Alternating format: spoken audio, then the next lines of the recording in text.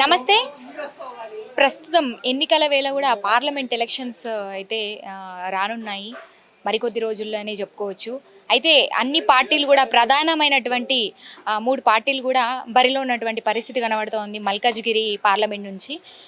దేశంలోనే ఏదైనా అతిపెద్ద నియోజకవర్గం ఏదైనా ఉంది అంటే పార్లమెంట్ నియోజకవర్గం ఏదైనా ఉంది అంటే మాత్రం అది మల్కాజ్గిరి నియోజకవర్గం అనే చెప్పుకోవచ్చు మనము. సో అందుకే ప్రధానమైన ఈ స్థానం కోసం కూడా అందరూ కూడా పోటీ చేస్తున్నటువంటి పరిస్థితి కూడా కనబడుతూ ఉంది. అత్యధికంగా ఇక్కడ నుంచి అయితే మల్కాజ్గిరి నుంచి దాదాపు 33 లక్షల పైచిలకు ఓట్లు కూడా మనకి ఇక్కడ నుంచి వచ్చేటువంటి పరిస్థితి కూడా ఉంది. అందుకే ఈ స్థానం కోసం కూడా అందరూ కూడా ముందుగా మల్కాజ్గిరి నుంచి పోటీ చేయడానికి అయితే చూస్తూ ఉంటారు. సో ప్రస్తుతం అయితే బీఆర్ఎస్, బీజేపీ, కాంగ్రెస్ కూడా బరిలో ఉన్నటువంటి పరిస్థితి కూడా కనబడుతుంది. సో బీఆర్ఎస్ నుంచి రాగిడి లక్ష్మారెడ్డి గారు ఉన్నారు, అదేవిధంగా బీజేపీ నుంచి ఈటెల రాజేందర్ గారు ఉన్నారు, కాంగ్రెస్ నుంచి కూడా పట్నం సునీత మహేందర్ రెడ్డి గారు ఉన్నారు. మరి ఈ క్రమంలో ఎవరు గెలిచేటువంటి అవకాశాలు ఉన్నాయి, ఎవరికి ఎక్కువ మెజారిటీ సీట్లు రాబోతున్నాయని తెలుసుకునే అంశం మీద మనం ప్రస్తుతం మల్కాజ్గిరి నియోజకవర్గంలో ప్రజలతో ఉన్నాము. ఒకసారి వాళ్ళతో మాట్లాడి వాళ్ళు ఏమంటున్నారు, ఎవరికి మద్దతు ఇస్తున్నారు తెలుసుకునే ప్రయత్నం చేద్దాం. నమస్తే అండి. నమస్కారం, నా పేరు ప్రహ్లాద్. ఓకే అండి. ప్రస్తుతం చూస్తుంటే ప్రధానమైనటువంటి 3 పార్టీలు కూడా బరిలో ఉన్నట్టుగా కనిపిస్తుంది. మరి ఎవరు గెలిచేటువంటి అవకాశాలు ఉన్నాయంటే ఏం చెప్తారు? ఎవరు గెలిచినా ప్రజల మీద ఆధారపడి ఉన్నది. ఇంకోటి అంత ప్రజల మీద ఆధారపడి ఉన్నది. ఎవరి మీద అంటే వాళ్ళ మీద ఆధారపడి ఉన్నది. ఇంకోటి ఏంటంటే ఇవాళ రేపు యువజన పిల్లలకు ఎడ్యుకేషన్ చేసినా అని కూడా వాళ్ళకి ఉద్యోగాలు లేవు. ఏ పార్టీ వచ్చినా వాళ్ళకు సహకారం చేస్తలేదు. వాళ్ళు ఇవాళ రోజు దొంగతనాలు ఎందుకు చేస్తున్నారు, చైన్ పూలింగ్ ఏం చేస్తున్నారు అంటే ఈ ఉద్యోగాలు లేకనే చేంజ్ చేస్తున్నారు. ఉద్యోగాలు ఉంటే ఎవరు చేస్తారమ్మా? ఇన్ని రోజులు అయిందా? ఇంతకుముందు కాంగ్రెస్ ఉన్నప్పుడు దొంగతనాలు అయినాయా? బీజేపీ ఉన్నప్పుడు దొంగతనాలు అవుతున్నాయి. టీఆర్ఎస్ వచ్చినప్పుడు ఉద్యోగాలు లేక కూడా పిల్లలు రోడ్ల మీద తిరుగుతున్నారు. ఆ రోడ్ల మీద తిరగకుండా వాళ్ళకు మంచి కంపెనీలు పెట్టి, ఐటీ కంపెనీలు పెట్టి పిల్లలకి ఇస్తే ఏ మన పార్టీ అయినా కానీ కూడా సహకారం చేసినట్టు ఉంటుంది.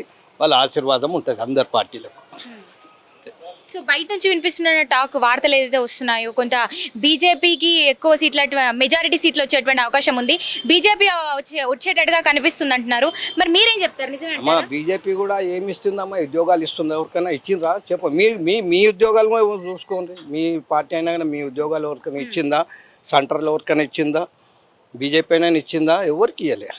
కాంగ్రెస్ ఉన్నప్పుడైనా కొంచెం ఉద్యోగాలు చూసింది, ఉండలేని గొప్పది ఇచ్చింది వాళ్ళకు చూసింది. కానీ మాత్రము బీజేపీ మాత్రం ఎవరికి ఉద్యోగాలు ఇవ్వాలి.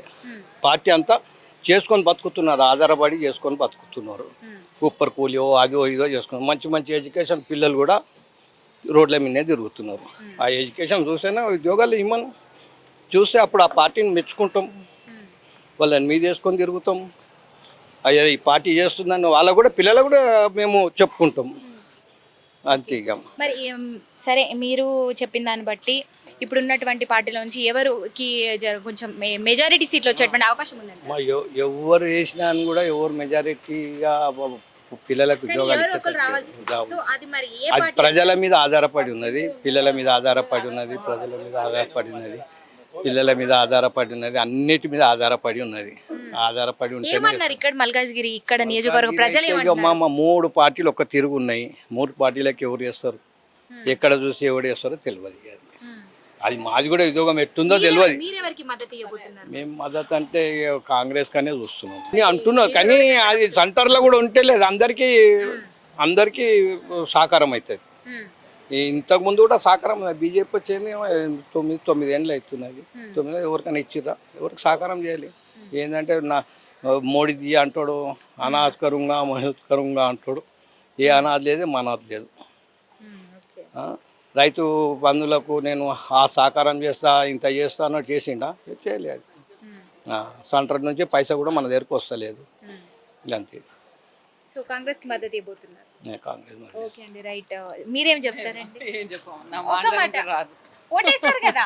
వేస్తున్నామా? అప్పుడు చూద్దాం. కాంగ్రెస్ కా మీరు బీజేపీ కా? అప్పుడు ఆలోచిద్దాం. చెప్పరా? అమ్మగారు సస్పెన్స్ లో ఉంచుతున్నారు. ఆన్ చేసేయండి. సార్ నమస్తే అండి, మీరేమనుకుంటున్నారు? ఏందండి దేనికోసం? ఇప్పుడు ఇక్కడ మల్కాజ్గిరి నియోజకవర్గం నుంచి, ఎందుకంటే ఇది అత్యధిక పెద్ద నియోజకవర్గం అని చెప్పొచ్చు దేశంలోనే. మరి ఇక్కడ నుంచి అయితే ప్రధానంగా 3 పార్టీలు కూడా బరిలో ఉన్నటువంటి పరిస్థితి. మరి ఎవరికి ఓటైపోతున్నారు అంటే ఎవరికి ఎక్కువ మెజారిటీ సీట్లు రాబోతున్నాయంటే ఏం చెప్తారు? బీఆర్ఎస్కా, బీజేపీకా, కాంగ్రెస్కా? ఇప్పుడు బీఆర్ఎస్ అంటే ఎవరు tough fight ఇస్తున్నారు?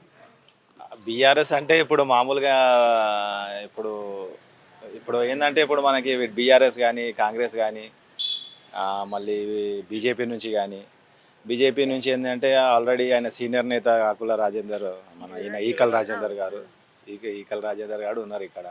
ఆయన సీనియర్టీ కాబట్టి ఆయన కొంచెం ప్రజలకైనా అప్పుడు చేసింది కాబట్టి వస్తే అవకాశము ఆయనది పేరు బాగా అనేది అందరికీ తెలుసు.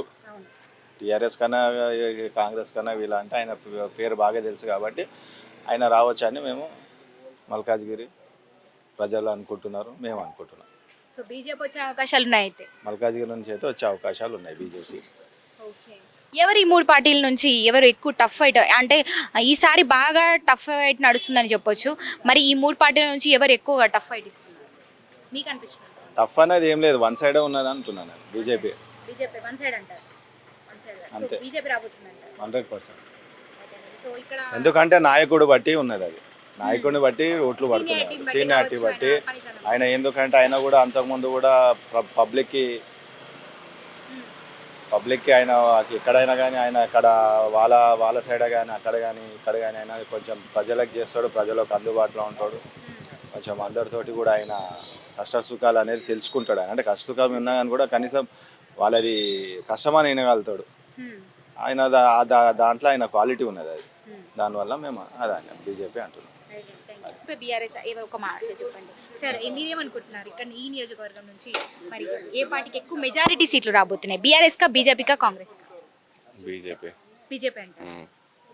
అంటే ఇక్కడ ఉన్న నియోజకవర్గ ప్రజలందరూ కూడా బీజేపీకి సపోర్ట్ చేస్తున్నారా? 50-50 సపోర్ట్ చేస్తారు. కానీ బీజేపీ అనుకుంటున్నారు, ఎందుకని బీజేపీ వచ్చేటువంటి అవకాశాలు ఎక్కువ కనబడుతున్నాయి? లైక్ సెంట్రల్లో మోదీ ఉన్నాడు కదా, అలా అని స్టేట్లో కూడా బీజేపీ వస్తే బాగుంటుంది అని చెప్పేసి. సో ఇక్కడ మల్కాజ్గిరి ప్రజలకి మంచి జరుగుతుందంట బీజేపీ? జరుగుతుంది, ఆబ్వియస్లీ జరుగుతుంది. ఈటల రాజేందర్. సో బీజేపీ వచ్చే అవకాశాలు ఎక్కువ కనబడుతున్నాయి. సార్ ఇప్పుడు అందరికి తెలిసిందే ఇక్కడ ఉన్నటువంటి మల్కాజ్గిరి నుంచి ఎవరికి ఎక్కువ మెజారిటీ సీట్లు రాబోతున్నాయి అంటారు?